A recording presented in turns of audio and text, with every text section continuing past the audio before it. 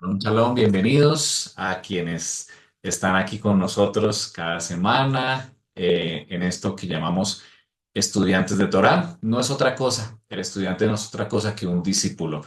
Y todos lo somos, todos queremos ir ascendiendo, así como el sol cuando amanece, queremos también nosotros ascender en ese conocimiento del Eterno, en la relación con Él. Hoy es 9 de febrero del 2025, es 11 del mes de Shevat en el calendario del Eterno. Estamos casi llegando a mitad del mes, así que esta semana veremos luna llena. Estamos en nuestra serie de Apocalipsis. Hoy le corresponde a la iglesia o a la congregación Keilah en hebreo, la congregación de Sardis, una congregación muy interesante. Quiero entrar en materia, no sin antes saludar también a los amigos en Colombia, en Estados Unidos y en México que ven estos videos. No los conocemos a todos, pero les bendecimos grandemente, que el Eterno también guíe sus pasos, guíe el conocimiento y pues también muy atentos a todas las inquietudes que ustedes puedan tener sobre lo que hablamos aquí. Bienvenidos. Vamos a compartir pantalla en este momento eh, para iniciar el tema de hoy. Eh, Estamos en Apocalipsis desde la perspectiva hebrea. Arrancamos el capítulo 3 en el día de hoy y tenemos a una congregación muy interesante. Eh, bueno, yo vi reflejada también mi vida allí en esta congregación. Esta es una ciudad, como lo vemos allí, que fue fundada por el imperio de Lidia ya en el siglo VI antes del Mesías. eh, Cuando Babilonia empezaba a surgir como imperio, estaba el imperio, el reino de Lidia en ese momento y en ese lugar en Turquía. Y Lidia era la capital, perdón, Sardis era la capital del imperio de Lidia por su famoso rey Creso. Aquí está, siglo VI antes del Mesías, por allá en aquel momento cuando Israel se empezaba a separar en el norte y el sur y era dispersado por los asirios. Ahí está, en ese momento estaba Lidia en aquel momento. También en esta ciudad de Sardis fue una de las primeras ciudades en acuñar monedas de oro y plata. Muy interesante, las primeras ciudades donde se acuñó monedas de oro y plata, y eso la convirtió en un centro financiero del mundo antiguo. Así que era una ciudad que era visitada continuamente por personas que venían desde Asia o desde África o el mismo Oriente Medio, Asia y desde Europa, por causa de el comercio financiero en el mundo antiguo. Así que se convirtió en una ciudad muy importante. Luego, en el 546, el Imperio Persa, ya después de Babilonia, con Ciro el Grande, conquistó Sardis y la hizo parte del Imperio Medo-Persia. Allá en la época de Ciro, de Darío, ahí estaba también el profeta Daniel, entre otros. Y luego vino el Imperio Griego, el famoso Alejandro Magno, conquistó la ciudad en pocos años que estuvo Alejandro Magno como gobernante, como jerarca allí de Grecia, conquistó gran parte de los reinos, de las tierras de aquel momento, y pues Sardis no fue la excepción. La ciudad fue helenizada, se convirtió en un centro de cultura griega. De hecho, allí se han encontrado restos de gimnasio, de templos a dioses griegos, así que fue una ciudad que se helenizó con Alejandro Magno. Esto es más o menos 300 antes de el Mesías, y luego Roma, cuando Roma toma el imperio, también Sardis formó parte del Imperio Romano, 133 antes del Mesías, cuando Roma estaba iniciando o conquistando las otras ciudades. Hay algo interesante en esta ciudad y es que en el año 17, es decir, cuando el Mesías estaba sobre la tierra, hubo un gran terremoto en la ciudad. El emperador Tiberio, el emperador romano, hizo grandes esfuerzos por reconstruirla. De hecho, por causa de ello, se construyó un templo y un culto imperial también en aquella ciudad. Pero, aunque era una ciudad rica, todos los historiadores coinciden en que era una ciudad decadente, aunque era una ciudad que se basaba en la producción textil, así como Tiatira, que lo vimos anteriormente, teñido de telas, también era famoso aquí en Sardis, la minería de oro y por ello vino el acuñamiento de las monedas, pero no, era una ciudad en decaimiento, era una ciudad que en aquel momento se sentía fuerte porque tenía montañas a sus lados, oriente, occidente y en el norte. Por el sur era la única entrada, se sentía segura, pero debido a esa retaguardia que parecía que no iba a ser penetrada, fue conquistada en algunas ocasiones. Aquí, en el momento en que se escribe esta carta, que Juan escribe esta carta en el primer siglo a la comunidad, a la congregación de Sardis, la ciudad estaba en decadencia, de ser de una ciudad imperial, capital financiera, un centro cultural, religioso, económico, estaba en decadencia en aquel momento.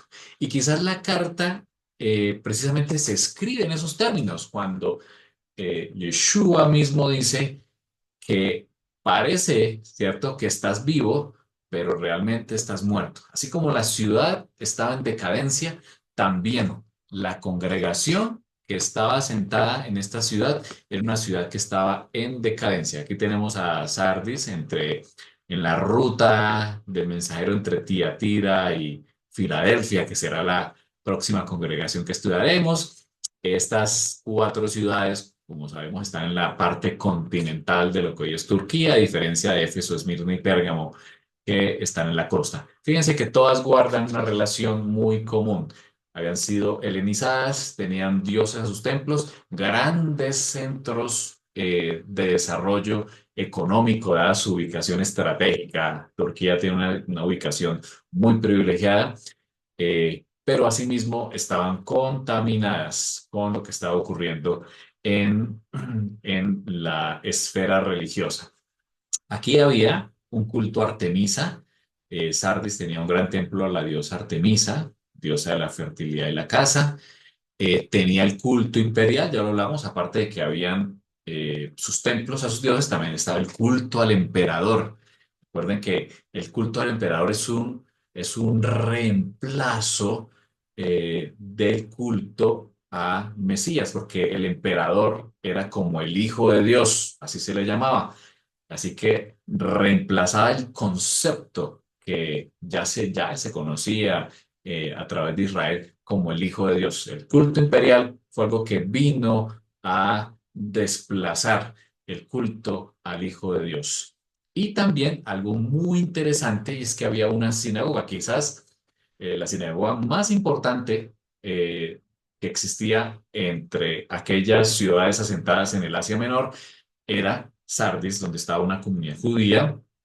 Parece que allí había un asentamiento judíos que les habían permitido asentarse y habían crecido. De hecho, en las ruinas se identifica una sinagoga muy bien plantada, con una edificación bastante importante. Así que los judíos pudieron establecerse en aquí y pudieron prosperar. Pero quizás en esa prosperidad que se nota por la gran sinagoga que ve allí, hubo un decaimiento religioso. Se mezclaron, se helenizaron y hubo un decaimiento espiritual.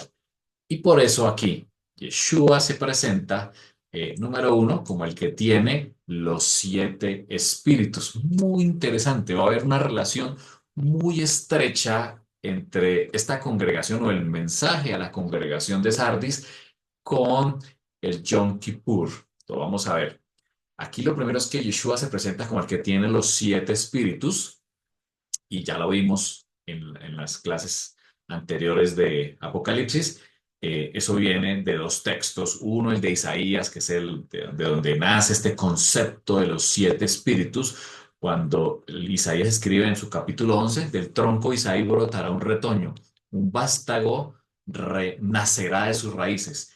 El espíritu, y aquí está hablando del Mesías, por supuesto, el espíritu del Señor reposará sobre él. Wow, reposará sobre el Mesías. y los nombra los siete espíritus: espíritu de sabiduría. Aquí está, sabiduría, espíritu de entendimiento, espíritu de consejo, espíritu de poder, espíritu de conocimiento y de temor del Señor. Siete espíritus que lo vemos también en Apocalipsis 5. Entonces vi en medio de los cuatro seres vivientes y del trono y de los ancianos, dice Juan, a un cordero, como dice Juan en su carta, el que quita el pecado del mundo, un cordero que estaba de pie y parecía haber sido sacrificado.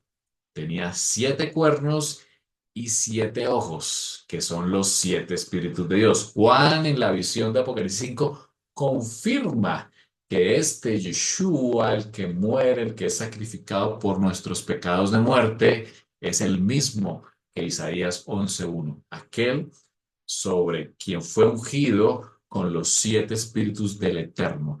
Y estos siete espíritus son los que Él quiere que nosotros también tengamos: conocimiento, consejo, sabiduría, entendimiento, poder, temor del Señor, espíritu del Señor. Así que Yeshua se presenta aquí como el que tiene los siete espíritus, dado que la congregación requiere de este espíritu. Ya lo vamos a ver. La congregación le falta, no tiene el Rúa, no tiene el espíritu. Quizás sea algo que también pueda reflejar nuestras vidas. La congregación no lo tenía, no tenían el espíritu de Dios. Y también se presenta como el que tiene las siete estrellas. Apocalipsis 1:20 dice que el misterio de las siete estrellas que has visto en mi diestra y los siete candeleros de oro. Las siete estrellas son los ángeles. Ya vimos que esto es mensajero, o también podríamos hablar en nuestros términos como pastor. Así que aquí se presenta Yeshua como el que tiene los siete espíritus. La congregación de Sardis necesita el Rúa, el Espíritu de Dios. Y dos, se presenta como el que tiene en su mano derecha a las siete estrellas, es decir, los mensajeros, los líderes, los pastores. Yeshua los tiene en su mano porque hay una misión especial para esta congregación. Y aquí está la situación de esta congregación. Nada más y nada menos que aquella que tiene nombre de que vives, dice Yeshua, pero estás muerto. Así que nos encontramos con una congregación muerta que pareciera que estaba viva, que vemos una gran sinagoga allí en las ruinas, quizás eran conocidos, asistían a su congregación semanalmente, en el Shabbat, iban a la congregación, se saludaban, se vestían muy bien, pronto tenían riquezas porque eran empresarios, entre otros, pero dice Yeshua, estás muerto. ¿Será que se parece a nuestras congregaciones de hoy, donde asistimos en Shabbat, tenemos una gran sinagoga, una gran sede, nos saludamos, nos vestimos bien, pero dice Yeshua, estás muerto? Vamos a ver un poco acerca de esto. Aquí hay algunos versículos que nos hablan acerca de la situación de estar muerto espiritualmente. Efesios 2:5 dice, nos dio vida con el Mesías. Aún, dice Pablo, escribiendo a la iglesia de Éfeso, cuando estábamos muertos en pecados. Así que hay una relación estrecha entre estar muerto y estar en pecado. Es decir, si tú permaneces en pecado, de acuerdo a la escritura, estás muerto. Claro, puedes estar vivo, pero realmente estás muerto. ¿Por qué? Porque el Eterno nos mira de acuerdo a la vida eterna. Y si estás en pecado, no vas a alcanzar la vida eterna. Dice él, por gracia ustedes han sido salvados. Miremos a Juan, primera de Juan 3:14, el mismo autor de Apocalipsis dice, nosotros sabemos que hemos pasado de la muerte, dice él, a la vida. Y aquí hay algo interesante en lo que dice Juan, porque amamos a nuestros hermanos. Wow, el amor. El segundo gran mandamiento, de acuerdo a Yeshua, que está en Levítico, cuando dice, amarás a tu prójimo como a ti mismo, es un mandamiento de la Torá. Dice el mismo Juan que pasamos de muerte a vida cuando amamos a nuestro hermano. Y la pregunta es, ¿amamos a nuestros hermanos? El que no ama permanece en la muerte. Así que es posible que Sardis estaba en pecado, pero también no había quizás un amor entre los hermanos, solo apariencias. Todo el que odia a su hermano es un asesino. Y ustedes saben que que en ningún asesino permanece la vida eterna. Así que si en tu corazón hay odio por alguien, dice la escritura, tú eres un asesino. Es una reflexión para nosotros hoy en día. ¿Odiamos? ¿Hay odio en nuestra vida por alguien? La escritura dice que tú eres un asesino. Quizás era la situación de Sardis. Había odio entre hermanos a pesar de las apariencias y por eso estaban muertos. ¿Qué dice Pablo en Romanos? La mentalidad pecaminosa es muerte. Nuevamente, dice él, Pablo lo habla en varias ocasiones. Cuando tú tienes una mentalidad pecaminosa, eso es muerte. Mientras que la mentalidad que proviene de quién? Del Ruach. Por eso Yeshua se presenta como el que tiene los siete espíritus. Porque aquí faltaba eso, dice Pablo, la mentalidad que proviene del Rúa, del Espíritu del Eterno, dice él, es vida. Todo lo contrario, vida y shalom. La mentalidad pecaminosa, dice él, es enemiga de Dios, pues no se somete a qué? A la Torá. Mentalidad pecaminosa dice Pablo, es enemiga de Dios, no se somete a la Torah ni es capaz de hacerlo. Los que viven según la naturaleza pecaminosa no pueden agradar a Dios. ¿Tú deseas conquistar el corazón del Eterno, agradar a Dios? Dice la Escritura, si me amáis, guardad mis mandamientos. Aquí habla de la Torah. Así que es posible que la situación de Sardis fuera como este valle de huesos secos como los describe Ezequiel 37, donde había quizás pecaminosidad, odio hacia los hermanos, y eso lo convertía en una congregación que realmente no estaba buscando la Torah. Todo lo contrario, seguía su propia naturaleza. Y Yeshua los veía así. La pregunta es, ¿cómo nos ve Yeshua a nosotros? ¿Será que mira nuestras congregaciones, nuestras vidas propias, nuestras familias y ve también un valle de huesos secos? ¿Qué necesitaba?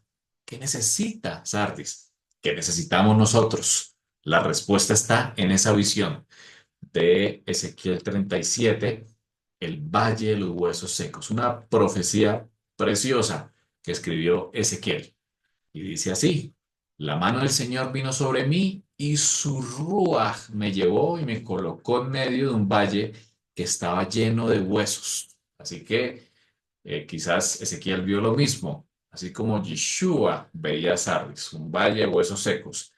Me hizo pasearme entre ellos y pude observar que había muchísimos huesos en el valle, huesos que estaban completamente secos. Quiere decir que son huesos que ya toda la carne se ha descompuesto y no queda más que el hueso. Cero vida había allí en ese valle. Y me dijo, hijo de hombre, ¿podrán revivir estos huesos? Una pregunta difícil, ¿no? Humanamente, imposible. Y yo le contesté, dice Ezequiel, Señor omnipotente, tú lo sabes. Y me dijo, profetiza. Qué fe, ¿no? Profetiza sobre estos huesos y diles, huesos, huesos secos, escuchen, que dice aquí, la memra, el logos, la palabra, el verbo. Escuchen al verbo del Señor. Así dice el Señor omnipotente a estos huesos, yo les daré, y aquí está la respuesta, Ruach, aliento de vida. Recordemos cuando el Eterno hace al primer hombre y hace la figura en barro allí en Edén y sopló su Ruach, su aliento de vida, y vino a ser el hombre un ser viviente. Nosotros somos el resultado de ser tierra, pero con soplo de vida. Así que aquí, a estos huesos secos, les faltaba el rúa, lo mismo que a Sardis, quizá lo mismo que a nosotros hoy en día. Yo les daré aliento de vida y ustedes volverán a vivir. Esta es la promesa para Sardis. Les pondré tendones, haré que les salga carne y los cubriré de piel. Les daré aliento de vida, que nuevamente dice ruach, y así revivirán. Lo que necesitaban estos huesos secos que representan a Israel, o sea, a todos nosotros, es el ruach, es el espíritu, dice él, y así revivirán. ¿Quieres revivir tu vida espiritual? Ese vacío que el mundo se pasa buscando, ¿cómo llenarlo? Hay un vacío espiritual, porque fuimos hechos hombres y mujeres espirituales, que tratamos de llenarlo con con pasiones, la pasión del fútbol, la pasión al trabajo, algún entretenimiento, pero realmente ese vacío espiritual, necesita es del Ruach, del Espíritu. Sigue diciendo él, así revivirán. Y entonces sabrán que yo soy Elohim. Cuando ponga mi Ruach. Sigue diciendo tal y como el Señor me lo había mandado, profeticé. Y mientras profetizaba allí, Ezequiel con gran fe profetizando sobre huesos secos, se escuchó un ruido que sacudió la tierra. Fíjense que esto es muy similar al evento de la entrega de los 10 mandamientos de la Torá, cuando el Eterno desciende sobre la montaña y un ruido sacude esa montaña. También en ocasión del Shavuot, del Pentecostés, cuando los discípulos estaban reunidos y se sacudió la casa, hubo un ruido fuerte. Son características propias del Espíritu del Eterno. Y eso fue lo que escuchó Ezequiel, un ruido que sacudió la tierra y los huesos comenzaron a unirse entre sí. Qué hermoso, qué importante tener el Rúa, tener el Espíritu. Hay que pedirlo en oración, dice la Escritura. Yo me fijé y vi que en ellos aparecían tendones, les salía carne y se recubrían de piel, pero no tenían vida. Entonces el Señor me dijo, profetiza, hijo de hombre, conjura nuevamente lo dice, al Ruach, al aliento de vida, y dile, esto ordena el Señor omnipotente. Ven de los cuatro vientos. Muy profético esto, ¿no? Ven de los cuatro vientos y dales vida a estos huesos muertos para que revivan. Es decir, se formó el cuerpo, una nueva creación, como en Edén, pero faltaba algo, faltaba el aliento de vida. Se necesita en nuestras vidas el Rúa, el Espíritu Santo, el Espíritu del Señor, en nuestras familias y en nuestras congregaciones. Pidamos al Señor, como Yeshua lo dijo, ¿no? Ustedes son padres, a pesar de que son malos, pues no le van a dar una piedra. Cuando su hijo les pide pan, no le dan una piedra. Si su hijo les pide pescado, no les da serpiente. Creo que ninguno lo haríamos. ¿Cuánto más vuestro Padre, dice Yeshua, que es bueno, les dará el Espíritu Santo a los que lo pidan? Así que hay algo que Yeshua sí nos encomendó pedir, y es el Espíritu, es el Rúa del Eterno, es el que vive en nosotros. Así que pidamos al Rúa, pidamos al Espíritu que venga a nuestras vidas. Sigue diciendo aquí, yo profeticé tal como el Señor me lo ha ordenado, y el aliento de vida, el Rúa, entró en ellos. Entonces los huesos revivieron y se pusieron en pie. Un milagro aquí. Era un ejército numeroso, dice Ezequiel. Luego me dijo, hijo de hombre, estos huesos son Israel. Es decir, somos tú y yo que hemos sido injertados también en Israel.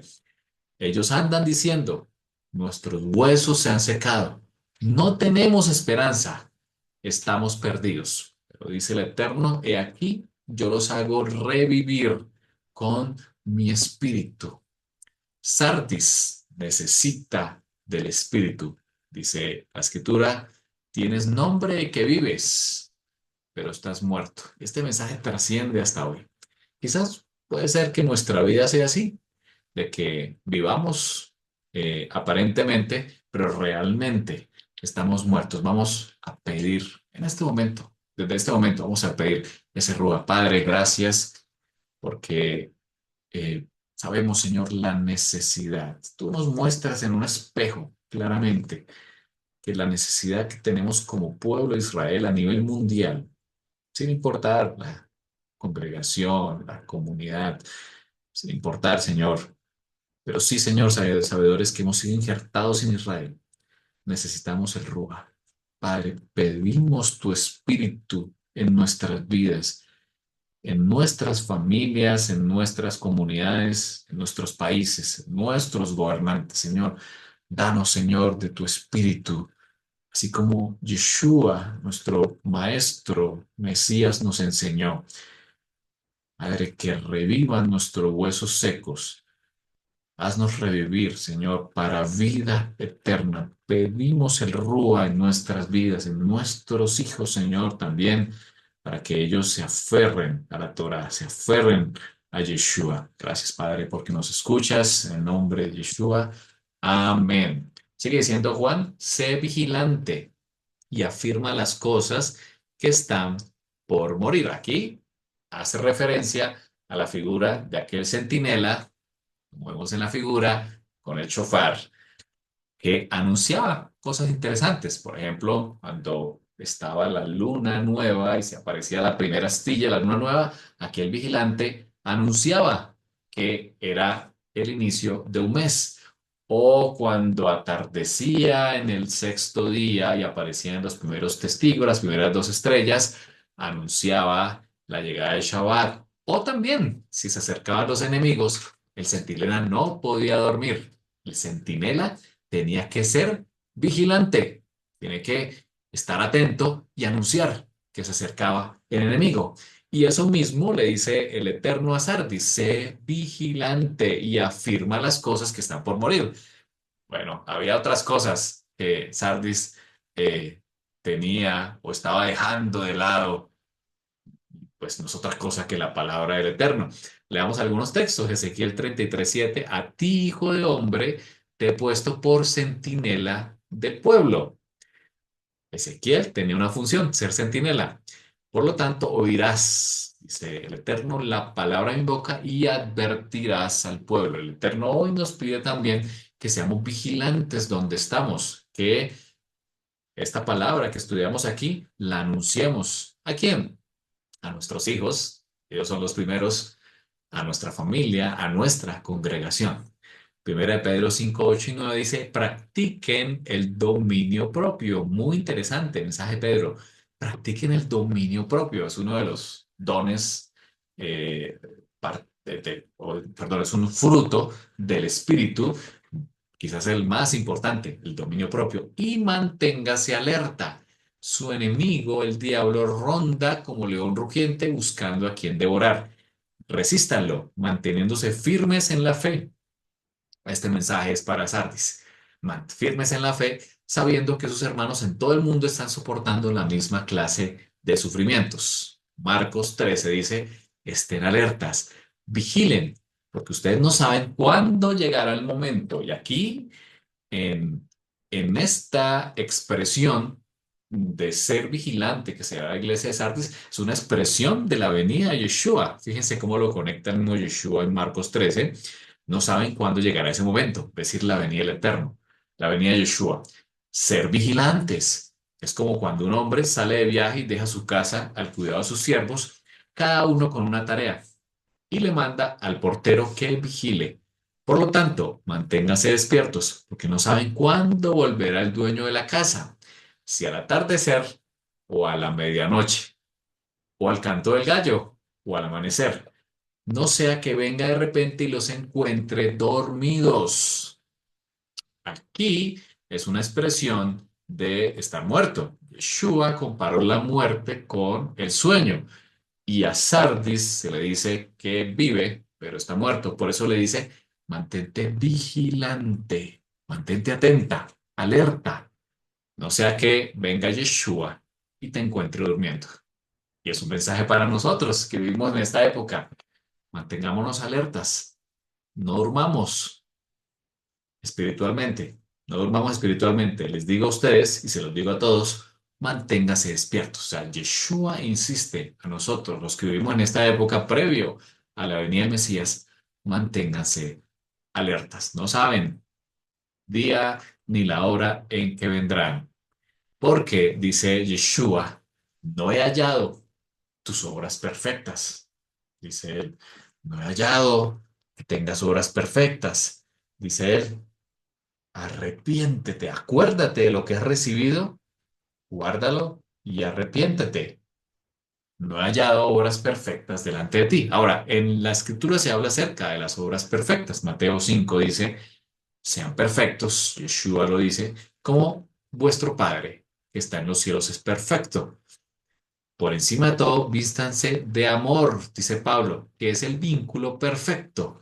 El vínculo perfecto es el amor. Y Yeshua dice que seamos perfectos, como vuestro Padre o nuestro Padre es perfecto. De hecho, en otro texto dice, sean misericordiosos. Y aquí está hablando del amor al prójimo. Ya vimos que es una de las causas de estar muerto, el no amar al prójimo, el odiar al prójimo. Por eso Yeshua dice, no he hallado tus obras perfectas. Faltaba amor. El camino de Dios es perfecto, dice Salmo 18. La palabra del Señor es intachable, es escudo, escudo es Dios a los que en Él se refugian. Aquí Salmos habla que el camino de Dios y el camino no es otra cosa que la Torah.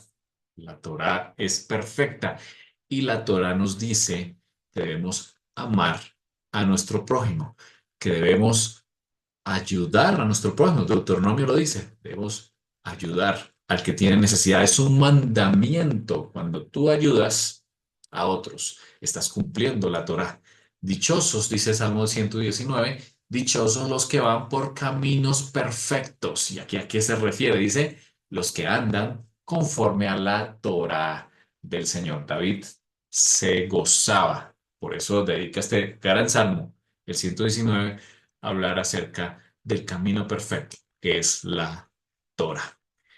Y dice Yeshua que si no velas, le dice Sardis, vendré como ladrón en la noche. Nuevamente le insiste, debes velar, debes mantenerte despierto, porque si no, vendré como ladrón y no sabrás a qué hora. Bueno, Mateo 24, Yeshua lo dijo también. Entiendan esto. Si un dueño de casa supiera a qué hora de la noche va a llegar el ladrón, se mantendría despierto para no dejarlo forzar la entrada. Si tú sabes a qué hora viene el ladrón a tu casa, pues estarías allí, atento, pero no sabemos la hora. Por eso nosotros, dice la escritura, Yeshua no vendrá como ladrón en la noche, porque conocemos las señales, porque debemos estar alertas. Dice, por eso ustedes también deben estar preparados, dice Yeshua, porque el Hijo del Hombre vendrá cuando menos lo esperen. De hecho, dice Pablo, cuando digan paz y seguridad. Y hoy se empieza a hablar con el nuevo mandato de Trump en Estados Unidos de tratados de paz entre Israel y Arabia Saudita. Se empieza a hablar de paz en la región. Bueno, dice la escritura que cuando digan paz y seguridad, vendrá de improviso la destrucción. Así que debemos estar alertas aún y especialmente en esos tiempos de paz previos a esa gran destrucción, a esa última guerra que llamamos guerra de Gog y Magog o Armagedón. Vendrá de improviso, dice, la destrucción, como le llegan a la mujer encinta los dolores de parto. La mujer sabe que el dolor de parto se va incrementando en dolor y en frecuencia, ¿cierto? A medida que se acerca la hora. Pero esos dolores previos al parto vienen de improviso, pero son una señal. Si estamos atentos a las señales que están en la escritura, no nos tomará como ladrón en la noche. Dice, de ninguna manera podrán escapar. Ustedes, en cambio, hermanos, dice Pablo, no están en oscuridad para que ese día los sorprenda como un ladrón. Pablo lo dice, ustedes no están en oscuridad, ustedes conocen las señales, saben cuáles son las señales que vendrán previo a la venida del Mesías. Ustedes son hijos de la luz y del día. No somos de la noche ni de la oscuridad. No debemos pues dormirnos como los demás. Nuevamente habla de la expresión dormir, no ser como la congregación de Sardis. a la que se le alienta a revivir. No duermas como los demás, sino mantente alerta. Nuevamente lo dice, mantente alerta y en sano juicio. Los que duermen, de noche duermen, y los que se emborrachan, de noche se emborrachan. Nosotros somos del día, por el contrario, estemos siempre en nuestro sano juicio, protegidos por la, dice él, la coraza de la fe y del amor, y el casco de la esperanza de salvación. Y Yeshua habla de una parábola, dice, ¿dónde se hallará un mayordomo fiel y prudente a quien su señor dejará encargado de los siervos para repartirles la comida a su debido tiempo? Dichoso el siervo, cuyo señor al regresar lo encuentre cumpliendo su deber, cumpliendo el deber. Les aseguro que lo pondrá a cargo de todos sus bienes. Pero, ¿qué tal si ese siervo se pone a pensar, mi señor tarda en volver? Esa es una expresión que suena mucho, ¿no? Yeshua tarda en volver. De hecho, Pedro también lo dice. Y luego comienza a golpear a los criados y a las criadas a comer y a beber y a emborracharse. El señor de ese siervo volverá el día en que el siervo menos lo espere. Es decir, el que no está en luz, el que no está alerta, el que no conoce la palabra, Yeshua vendrá como ladrón en la noche. No se lo espera ese día. El día que menos lo espere, el día que esté supuestamente en mayor bienestar y seguridad, ese día vendrá Yeshua. Pero el que está alerta, su pueblo, su novia que está alerta, que observa las señales, que está alerta y en comunión, no será así, sino que su Señor lo hallará cumpliendo el deber, que nos halle, Yeshua, cumpliendo el deber.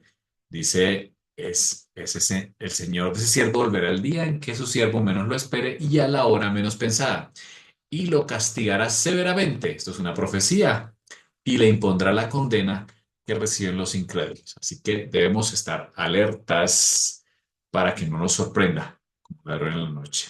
Finalmente, si esta congregación, que somos tú y yo, permitimos que el Ruach entre en nosotros, nos dé aliento de vida y haya vida en estos huesos secos.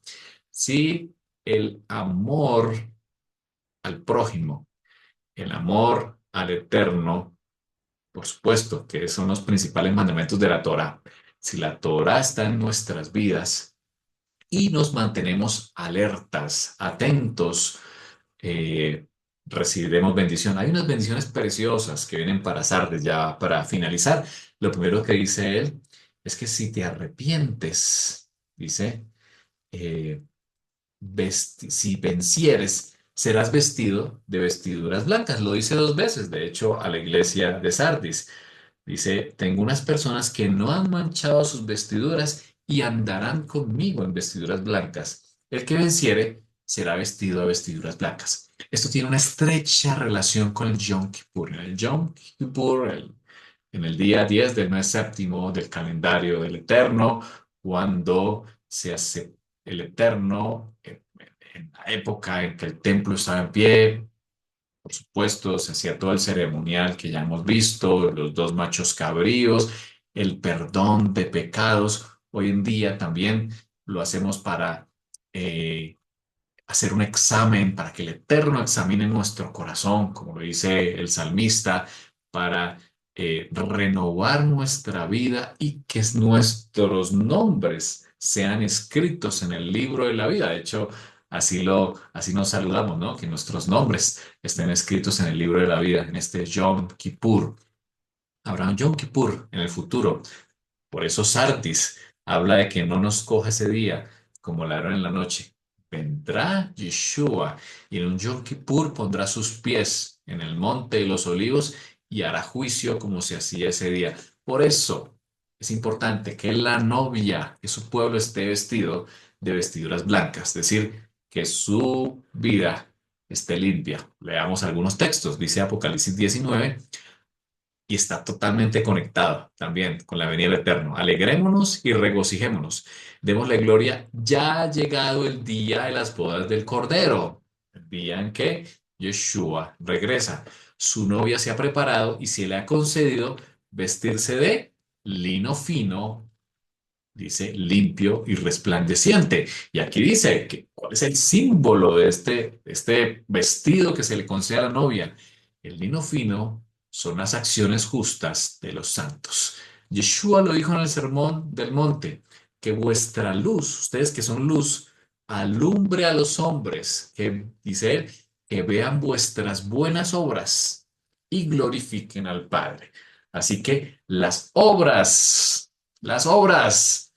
es la vestidura. A veces decimos que las obras no son necesarias. Por eso Santiago dice, muéstrame tu fe sin tus obras y yo te mostraré mi fe por mis obras. Lo que hacemos, las acciones, las obras, es la vestidura, que podamos vestirnos de buenas obras. Pareciera que en Sardis había odio entre hermanos, como ya lo vimos, no había amor. El Eterno quiere que haya amor, el vínculo perfecto, el resumen de la Torá, el amor, es lo que debe caracterizar a la novia, a la Keilah, al pueblo de Israel. Colosenses 3 dice, vestidos pues como escogidos de Dios, escogidos, santos y amados, de, dice él, entrañable misericordia. Aquí está apuntándole a las obras también. Misericordia. Dos, benignidad. Tres, humildad. Cuarto, mansedumbre. Quinto, paciencia. Aquí está.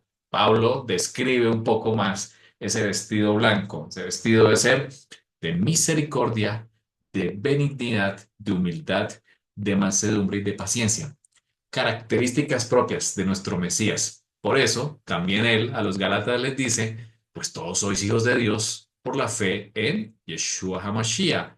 Dice él, porque todos los que han sido bautizados en el Mashiach, dice él, del Mesías estáis revestidos.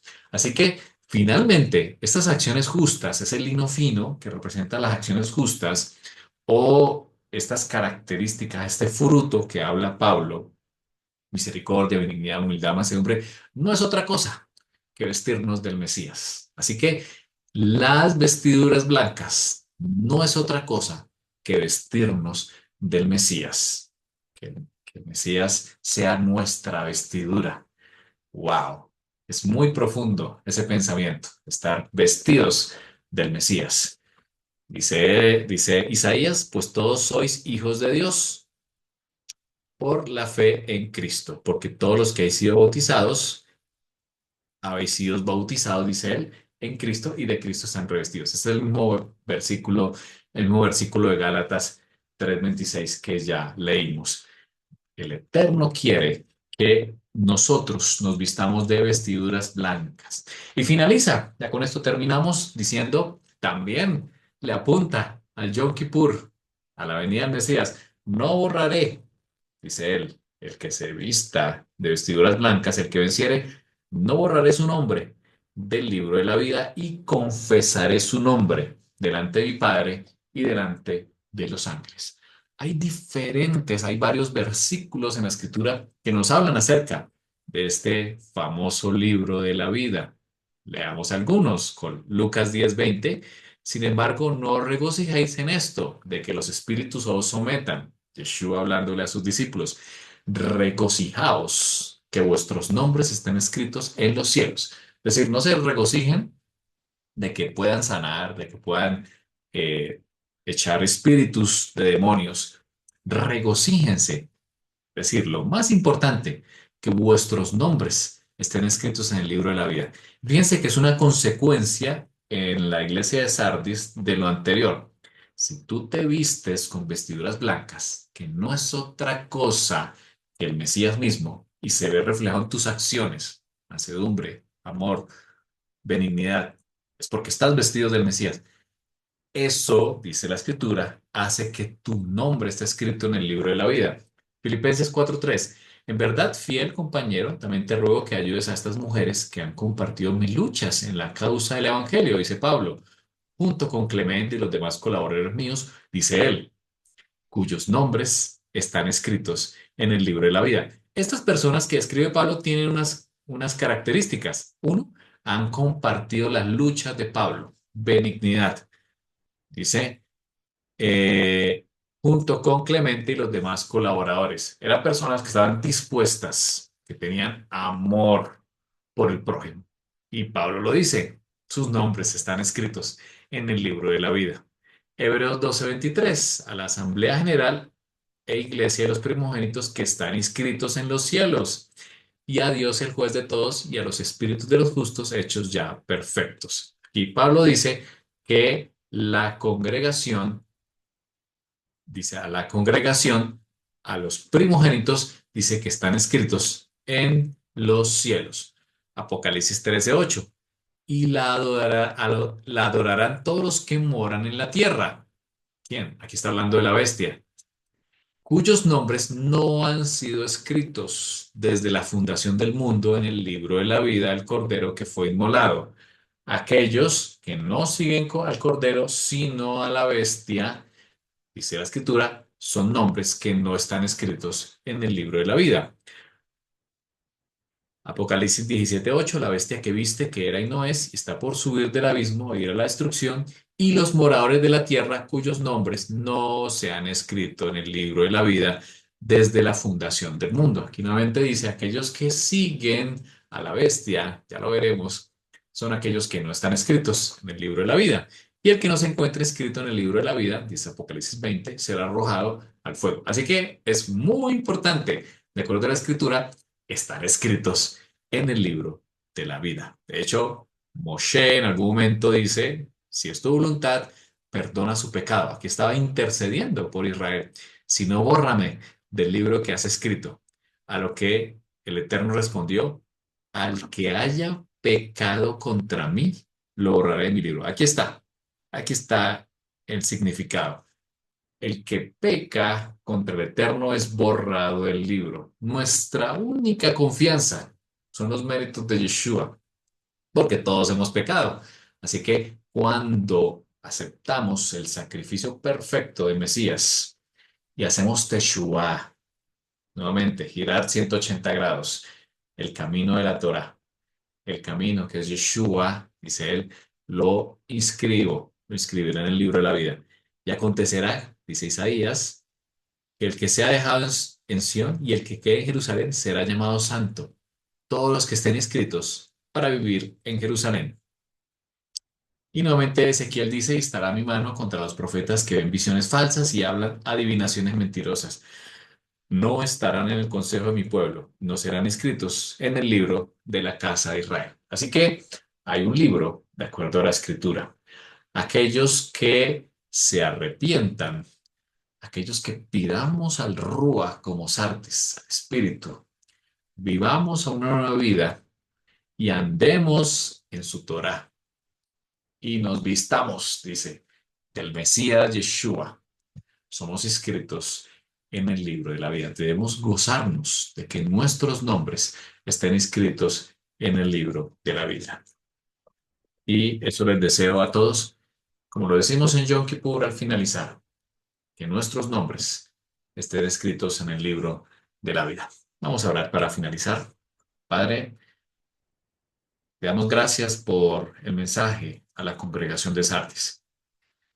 A veces pensamos que quizás es otra iglesia lejana, otra congregación, que no es para nosotros, pero quizás es un fiel reflejo de nuestras vidas, que son huesos secos. Señor, pedimos el Ruach en nuestra vida. Pedimos, Señor, tu espíritu.